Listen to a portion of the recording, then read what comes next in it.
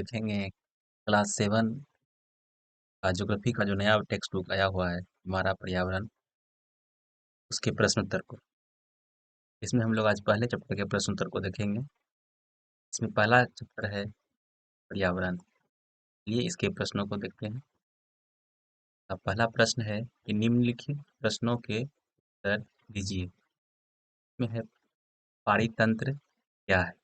का उत्तर लिखेंगे कि वह तंत्र जिसमें समस्त जीवधारी आपस में एक दूसरे के साथ पर्यावरण के उन भौतिक एवं रासायनिक कारकों के साथ परस्पर क्रिया करते हैं जिसमें वे निवास करते हैं। ये सब ऊर्जा और पदार्थ के हस्तांतरण द्वारा संबंध है। अगला सवाल है, प्राकृतिक पर्यावरण से आप क्या समझते हैं? इसका उत्तर लिखेंगे, प्राकृतिक पर्यावरण से हमारा तात्पर्य प्रकृति द्वारा निर्मित परिवेश से है। इसमें वस्तुएं शामिल हैं जैसे पर्वत, पठार, मैदान, घाटियां, वन, भूमि, वायु, नदी, महासागर, जल और सभी जीवित और निर्जीव वस्तुएं आदि। अगला प्रश्न, पर्यावरण के प्रमुख घटक कौन कौन से हैं?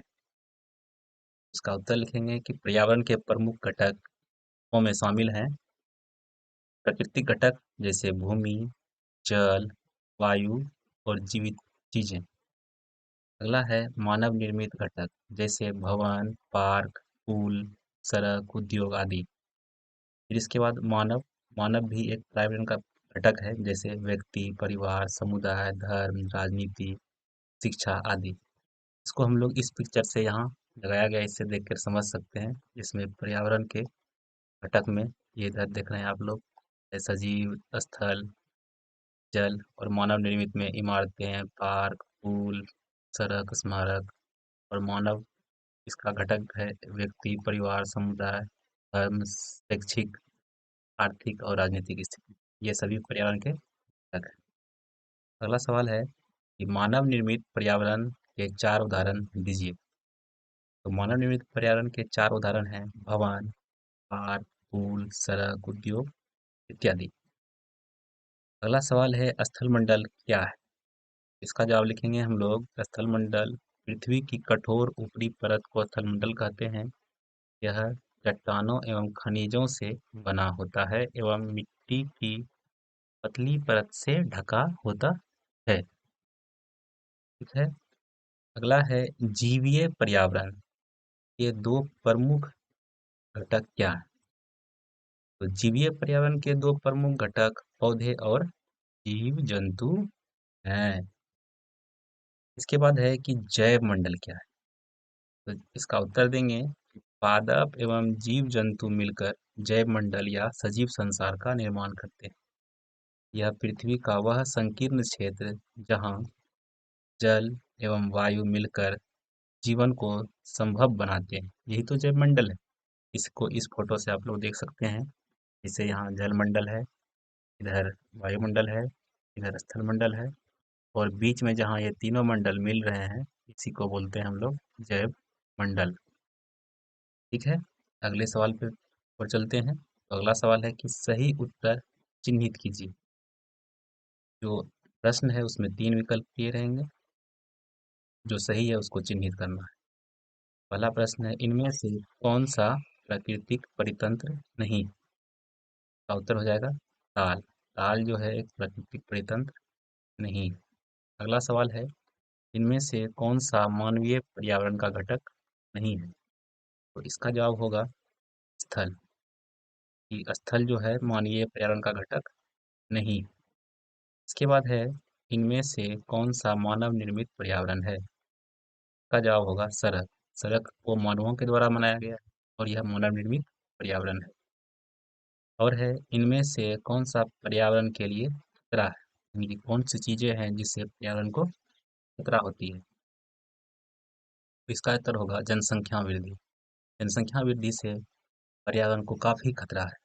इसके बाद है कि स्तंभों का मिलान सही जोड़े से बनाइए, यानी कि हम लोग को मिलान करना है इसमें।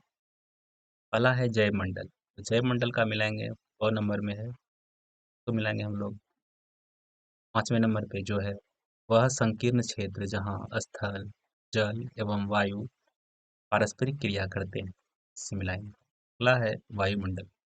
तो वायुमंडल का मिलाएंगे हम लोग, जो 1 नंबर में है, पृथ्वी को घेरने वाली वायु की चादर को वायुमंडल कहते हैं।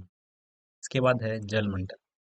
तो जलमंडल इसका मिलाएंगे 2 नंबर में, जो जलीय क्षेत्र था, ये मिला देंगे। इसके बाद है पर्यावरण। पर्यावरण का मिलाएंगे हम लोग, हमारे आसपास के क्षेत्र को हम लोग पर्यावरण कहते हैं। इसके बाद है कि कारण बताइए। हम लोग को क्या बताना है? कारण। इससे पहले अगर आप इस चैनल को सब्सक्राइब नहीं किए हैं तो चैनल को सब्सक्राइब कर लीजिए। इसमें क्लास 7 के सभी विषयों की वीडियोज आपको इसी चैनल पे मिलेंगी। नए नए वाले टेक्स्ट बुक की नया जो किताब आया उसका सभी वीडियोज आपको इस चैनल पे मिलेगी, इसलिए पहले आप चैनल को सब्सक्राइब कर लीजिए। चलिए अगले सवाल को देखते हैं। अगला सवाल है, मानव अपने पर्यावरण में परिवर्तन करता है, इसका क्या कारण हो सकता है? इसका कारण हम लोग ऐसे लिखेंगे कि निम्न कारणों से हम कह सकते हैं कि मानव अपने पर्यावरण में भी परिवर्तन करता है। तो इसका पहला कारण देंगे कि वह जल का उपयोग करता है। इसके बाद है वनों की कटाई, जिसके द्वारा उन्हें कृषि, उद्योग और बस्ती के लिए भूमि साफ किया, इससे भी पर्यावरण में परिवर्तन हो रहा है।